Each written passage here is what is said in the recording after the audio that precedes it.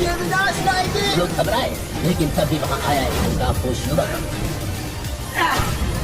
वो खड़ा हो गया जख्मी नागिन के सामने। लोग हैरान रह गए, क्योंकि जैसे ही नागिन ने उस युवक को देखा, उसका बच्चा सीधे उस युवक की बाहों में आ लिपटा। और तभी सबके सामने सच सामने आया। वो नकाबपोश युवक कोई और नहीं, बल्कि वही कमजोर लड़का था, विद्युत। उसके शरीर से बिजली निकल रही। ये तो विद्युत है। ये कैसे संभव है?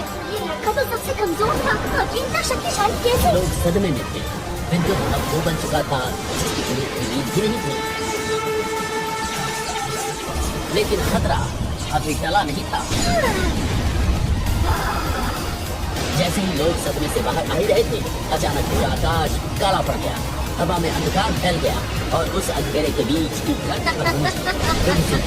डरावनी हंसी। ये तो तुम्हारा महान रक्षक आचार्य थामा है। जिंदगी मेरी एक इशारे पर टिकी है। जब विद्युत 3 फन वाली नागिन से सभी को बचा रहा था, वहीं दूसरी तरफ दुदुसी थामा को हराकर अपना बंदी बना लिया था और थामा को बसीट के लिए ले आई थी सबके सामने। थामा का चेहरा दर्द और दर्द से भरा था, लेकिन उनकी आंखों में विद्युत के विश्वास की चमक थी। विद्युत ने थामा को बचाने के लिए दुदुसी पर बिजली का एक बाण किया, जिसे दुदुसी ने आसानी से रोक दिया। तो ये है वो चमत्कार। तो छोटे से लड़के, तेरा जो भी नाम हो, अगर अपनी थामा को बचाना चाहता है तो मुझे वो ग्रंथ सौंप दे।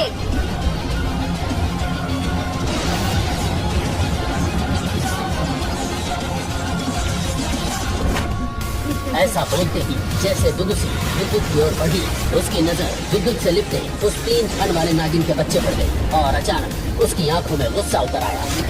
3 फन वाली नागिन तो मेरे हाथ से बच गई, पर उसके बच्चे को मैं खत्म करके ही आऊंगी।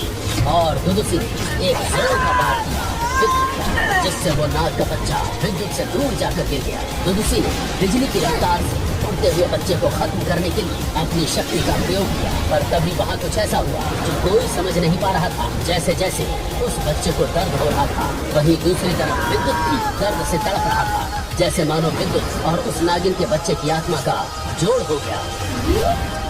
ये क्या? मतलब उस नागिन ने अपने बच्चे की आत्मा को इस लड़के से जोड़ दिया? आखिर कैसे उस 3 फन वाली नागिन ने अपने बच्चे की आत्मा विद्युत से जोड़ दी थी?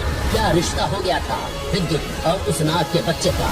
सबकी नजरें अब विद्युत पर थी। एक तरफ उसका गुरु सिल्वर थामा, जो दुदुसी की शक्ति में कैद था, और दूसरी तरफ वो जख्मी नागिन और उसका बच्चा, जिसकी किस्मत पूरे भविष्य को बदल सकती थी। अब सवाल ये है,